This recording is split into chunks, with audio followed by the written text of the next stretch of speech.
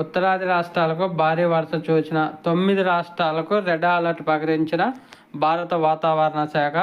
ఉత్తరాఖండ్, హిమాచల్ ప్రదేశ్, ఉత్తరప్రదేశ్, ఢిల్లీ, రాజస్థాన్, ఛత్తీస్గఢ్, మధ్యప్రదేశ్తో సహా పలు రాష్ట్రాల్లో భారీ వర్షాలు కురుస్తాయని భారత వాతావరణ శాఖ ఐఎండీ రెడ్ అలర్ట్ అయితే ప్రకటించింది.